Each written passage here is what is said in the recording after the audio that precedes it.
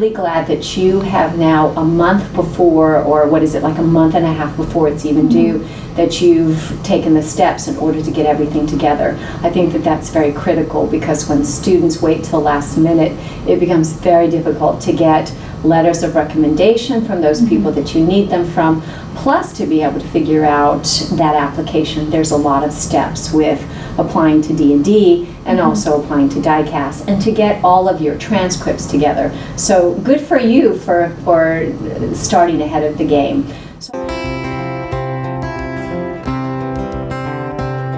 Really highlighting those key volunteer opportunities that you've done in your sort of tenure here as a student, as well as a future potential professional, is that what speaks to you?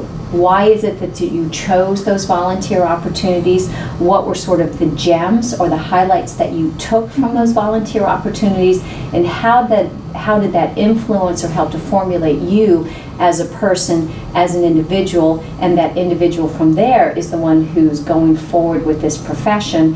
And what are you going to do with those gems, or those diamonds in the rough, so to speak? You know, what are you going to do with that information once you become a professional? Because when you're writing the personal statement is all about your foot in the door to that potential internship. That means that they're going to have a first impression, they're going to have a second impression, and you want to give a lasting impression by allowing them to hear your voice. And your voice, as I say, not to be abstract thinking, but in a sense, the voice lifts itself up off the page, and it brings those people to an emotional place. Where I've heard from some internship directors that they read students' personal statements and it brings them to tears, or it elicits a sense of sort of peace or happiness or joy. So really, if you write it to an audience of somebody who doesn't know you, but you want to impact and elicit sort of an emotional response, I think that you've been successful as a writer. The personal statement also is not a love letter. It's a technical document. So when you write a personal statement, which is a personal letter, like a love letter or a letter to a family member or a friend, you have to balance out between a technical document, which means that it's going to be more objective, whereas a personal statement is obviously very subjective. So you have to, like anytime you write any kind of essay, and you probably feel like I'm taking you back the English 101 road, but you have to sort of have an introduction, which is a statement that really gets them to stand up and notice you. So that first paragraph that you write, they have to go, wow, you've captured me as the reader. And then the body of the paper, you take them through the process so that they are with you. It's logical, it's chronological, it makes sense.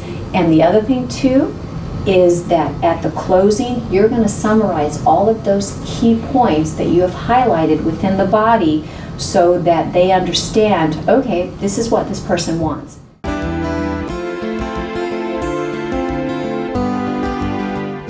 If they ask you questions, please answer the questions, because part of what those dietetic internship directors are looking for, they're looking for somebody who can follow directions. Right. Because once you show up and you go, hi, I'm here, if you can't follow the directions of those internship directors, that's going to make it very difficult for them.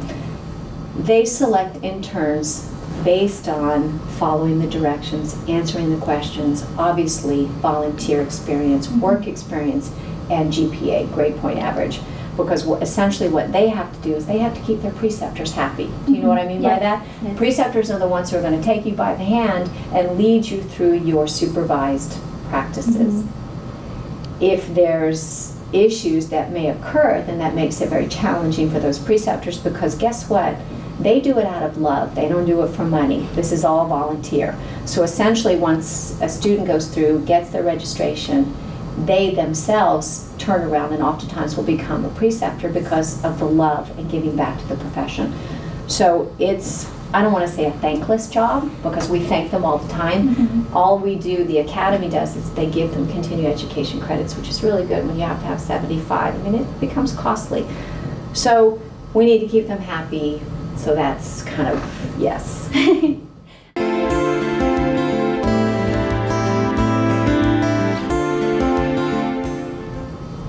highlighting a negativity brings focus to yourself, which makes a red flag. Whereas if you write it sort of like, these are the areas that I've noticed that potentially I need to improve upon. So in a sense, what you're doing is you're once again guiding the reader.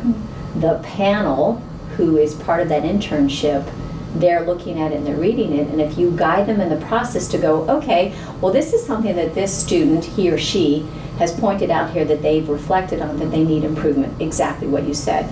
And you guide them to the point where it's not something where you go, well, you know, I get bored easily in class.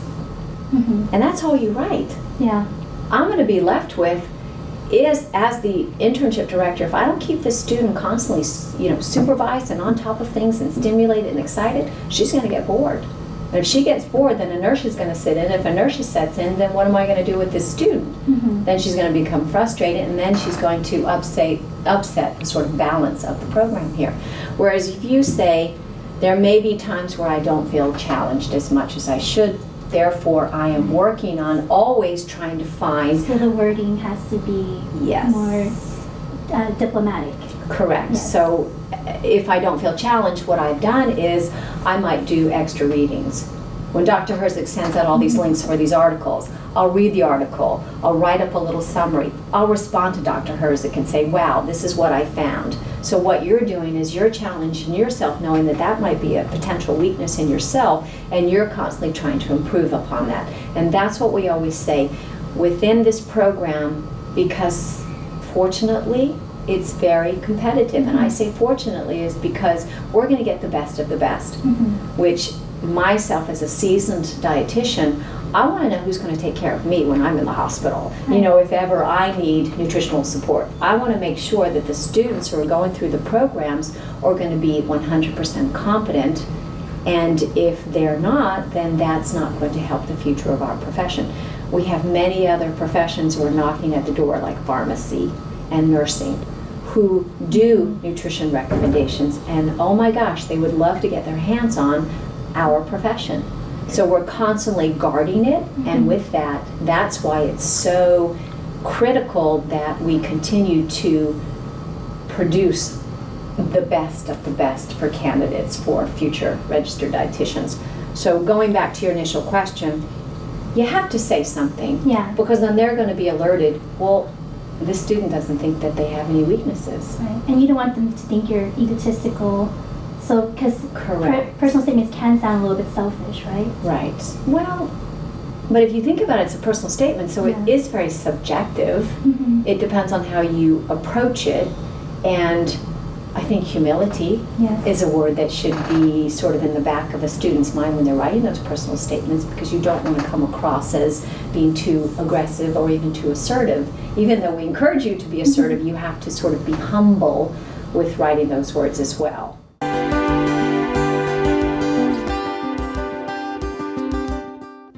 Because I think what you're doing is you're showing that you have humility as well. So yes, I've done all of these things, but within that process, I've noticed that my confidence level isn't what it should be with doing nutrition education. And that's why you need to do the internship program, because you need to be able to get more experience, which allows you to be more autonomous and helps you to continue to develop those critical thinking skills. So use the language, use the jargon that you learn within the NCP, nutrition care process. Use that part of your descriptives when you're writing your personal statement, so it shows that you are trying to not only improve yourself on a personal level, but a lot of that is applicable to your professional career as well. Because essentially what they want to know is, why do you want this internship program? What do you have to give to the internship program? And what do you have to contribute to the profession as a whole in the future? Short-term goals, long-term goals. So when you write your personal statement, you want to map out, and your short-term goals hopefully will be more than just graduate from the undergraduate program and get an internship and pass the RD. They know that.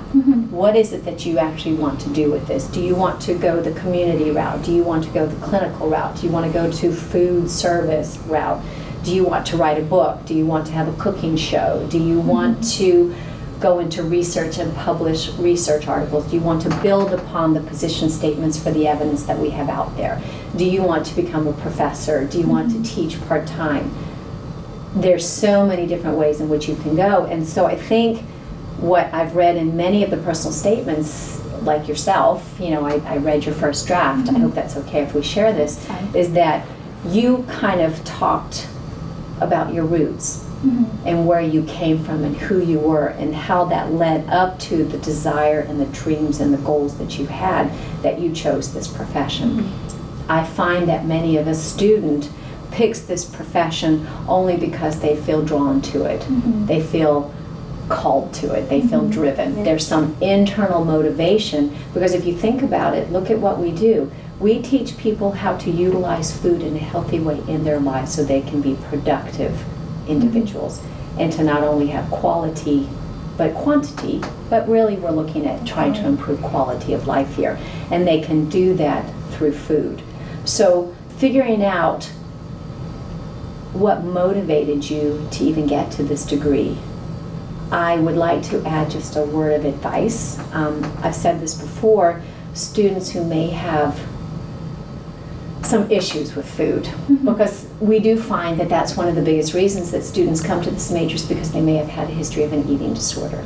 They themselves may have had a history with weight regulation, weight balance. I tried to discourage having any of the real personal information written in a personal statement, just because that's going to raise a potential red flag and put an unnecessary burden on the dietetic internship director, because of the, as you've learned in your studies, the amount of issues that could occur with someone who potentially has some eating disorders or issues with food. So trying to keep it as positive as possible, remembering humility and humbleness, and writing a sense like a story. It's like, give me a good opening statement where you capture me, where I go, okay, I'm here, you got my attention. This is different than any other one that I've ever read before, and it should be, because you're not like anybody else. You're unique. What's different about you, and what do you have to offer to the profession, and what your closing thoughts are in the personal statement. And you know what? How many times have you written your personal statement now? A lot, like 6 times, 7 times.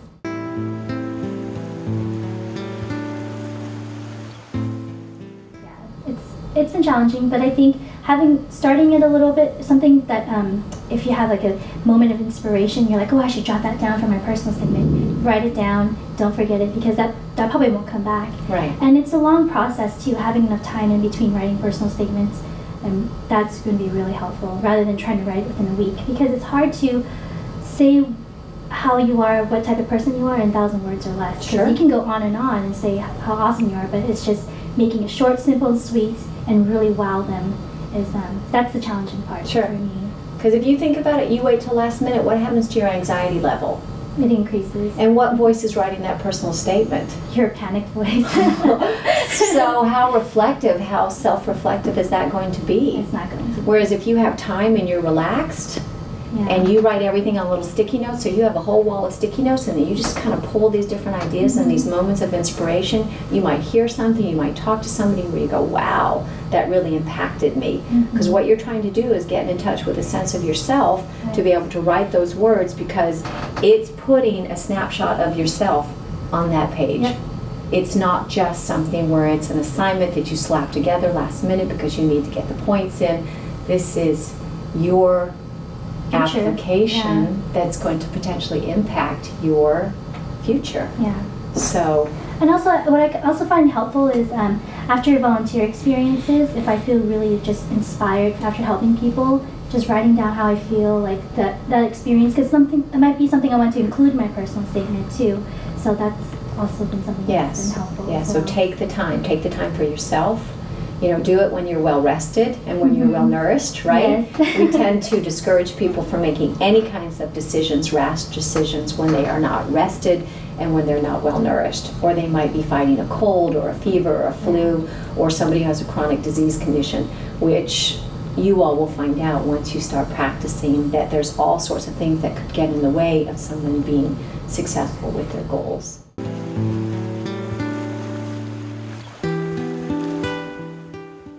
Are you and I the only one reading this personal statement? No. Who else should read it? Any peers, anybody, you can take it to a touring center. can take it to other professors. You can take it to anybody in the professional world who might have experience of reading personal statements, to get their inputs, to just everybody that you can approach to read it. Because you want to make sure they get it. You don't want any confusion. And the other thing too is if you have typos, if you have grammatical errors, is that going to reflect poorly on you as a future candidate? Because then they think that, well, you didn't even take the time out to go ahead and prove this. And hopefully you upload the correct document as opposed to the first or second draft. And that's happened before too. So just be real careful. And that sort of goes back to what we were talking about. Don't wait till last minute, because when you're in panic mode, you tend to make more mistakes. So do it in a calm, relaxed, way ahead of the game process.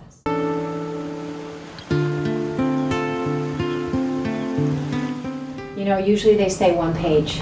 It's like, I just want to look at it and I want to be able to look at it quickly. The Evelyn Wood speeds reading school, you know, that's a long time ago, but anyway, I want to be able to just look through it and get the highlights of your resume. I don't want to have to read a whole bunch of stuff.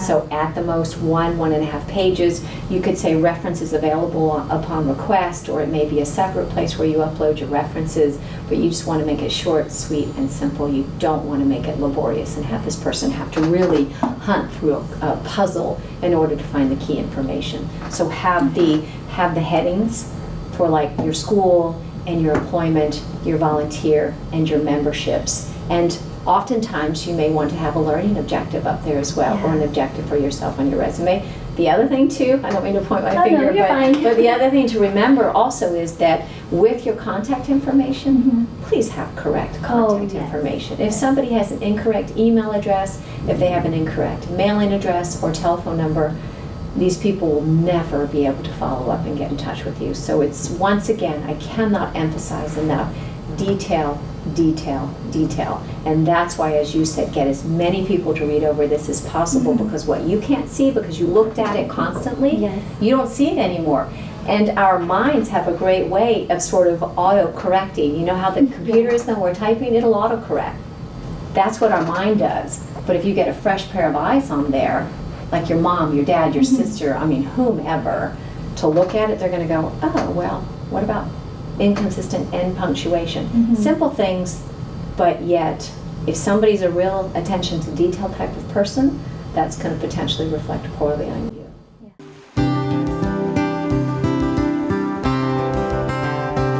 Say with a phone interview, you're not going to necessarily be face-to-face, right? Unless it's some type of teleconferencing. So you need to treat this like you were there face-to-face. Dress the part, wash your hair, put makeup on, clean your face, shave if you're a guy, whatever it is, dress professionally, sit up tall, take a deep breath, be in a closed room, do not have any other distractions, don't have someone knocking on your door, the potential of someone knocking on the door, because what will that do? It'll just distract you. Right. It'll stop you. It'll take away your focus, and all of a sudden they're asking you a question, and you go, excuse me, what did you say? That reflects very poorly. You have to be on top of your game, 100% present in that phone interview. The other thing is, what they don't want to hear is flipping pages. What do they think you're doing, flipping pages? Cheating on answers. Right, you're looking up the answers, so that reflects poorly on you once again, because you know many of them are coming from an academic setting. So we like to have somebody who has 100% honesty. So trust your knowledge. If you don't get the question first, could you please repeat that? I didn't quite get it. You don't even need to say that. Could you please repeat the question? It's sort of like when you do your teaching experiences. You want to go in there and you want to just kind of survey the land first. You want to just get a feel for what the situation is. So allow them to finish. Don't interrupt. You're breathing deep, relaxing, quieting your heart. Speak slowly, but not to the point where they want you to speed up, because you see what I'm saying? And be yourself. Be enthusiastic. You don't want to go, well, you know what, I don't really care about this internship program, but I'm just doing it because I heard it was easy to get into, and then you don't really care, because they're very perceptive. They've done a lot of these interviews over the course of the years. They're going to know whether you're enthusiastic or not. So be prepared, do your homework, act like you care, be enthusiastic, and the other thing too is, If they say to you, okay, Gia, do you have any questions for us? What do you say? Yes, I do. You have 2 or 3 questions prepared, because if you don't have questions prepared, what do they think? But you didn't do your research. Exactly. And you don't care about the internship. Right. You just want to get in. Right. And you just have to, and you know, here's the thing too. From their perspective, they know you're nervous. They know this is a stressful situation. They're compassionate, they're empathic, and they know that. So they're willing to work with you. If you just kind of go, well, I don't know, there's not much you can do with that. Yeah. Right? Right. So don't get off the phone and go, wow, I wish I would have said this and I wish I would have said that. Which, it's our nature to do that. Yeah. It's human nature to go, wow, I wish I would have thought about that, because not everybody can speak in the moment and remember everything, because you've got all of this other stuff that's going on. So just trust your instincts, trust your knowledge. You've been going to school now for X amount of years, and you have what it takes to do the next step.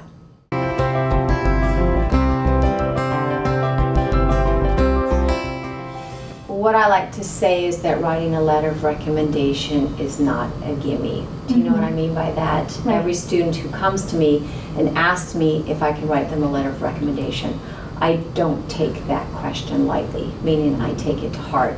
And the objective is for me to be able to write the best letter of recommendation possible for that student, because my primary goal for that student is to be successful. I want them to be able to get that next step. You cannot become a registered dietitian without that internship process. Many of the programs put a lot of weight on letters of recommendation. We try to encourage students to sign off on reading the letters of recommendation, so I highly recommend that students check the part where they say that they do not want to read the letters. It does not reflect well on the students, so just keep that in mind. The other thing that's real important for me is for students to be organized. If they want me to write them a letter, I need to be able to have all of the information that I request ahead of time, which I will provide that student so that they come to the meeting prepared. Because, let's face it, I'm busy. You know, that's no new news. It doesn't mean that I don't take the time out for this particular student to be able to, or students in general, to be able to write these letters, but I need to make the process easy for me so that I'm not having to hunt down this information. So I think a good characteristic is organization, because essentially what I'm doing is there's a whole checklist that I check off whether I think that it's outstanding to doesn't even meet, you know, less than satisfactory. If I can't write a greater than satisfactory letter of recommendation, then I will tell the student that I can't write a letter. I may not be the best person to write the letter.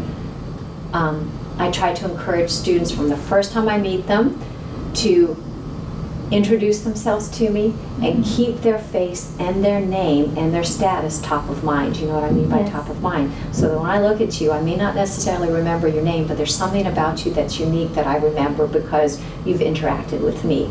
There's one of me to 192 students. Doesn't mean that I don't go out of my way to try to get to know everybody, but if I have someone who is not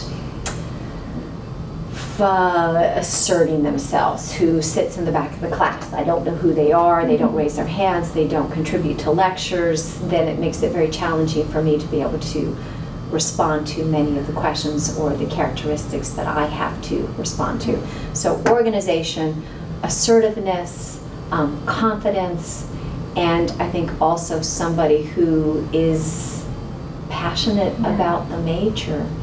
If they are unsure about this major, it's going to be a long road ahead, because you have to take organic chemistry, you have to take biochemistry, you have to take microbiology, you have to take physiology, you have to take advanced nutrition, you have to take medical nutrition therapy. This is not an easy major. So I just try to encourage everybody to be very clear about their choice with this major, because it will be evident in their work that they're not as successful as they should be. So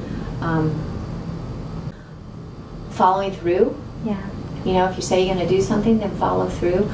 With that said, I always appreciate students who stay on top of me. You know, what I mean by that is if you've asked me to do something and I don't always follow through in a timely manner, that you're cordial and you're respectful to remind me that this is something that I need to do for you. I love that because, like I said, there's lots of stuff going on. So it's one of you helping me to stay on top of things that I need to do for you.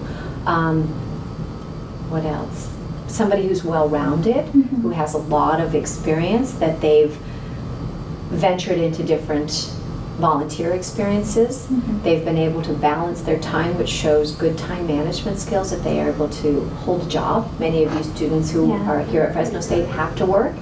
And then I think unique characteristics, something that's unique about you, as I said previously, that you can highlight, that helps me to be able to comment on that in the letter of recommendation. If you're on the board, I get more personal interaction with you. I teach many of the upper division courses, the medical nutrition therapy, where we work a lot one-on-one.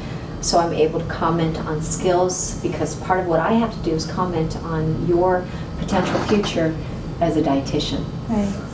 That's a big responsibility for me. And the reason that they ask us to do that is because we have the experience and we have the know-how as to what it takes to be a good dietitian. My job is to get you to the next step, which is to become an intern. The internship is to get you to the entry-level RD, registered dietitian. So I don't have to get you to that entry level. I just have to get you to the internship, because then you have another 1,200 hours of supervised practice. So part of it is that give me something that I can work with. Because as I say in class, it's important to be able to, as a coach, as a guide, if you don't give me something, I have nothing to work with. So give me something.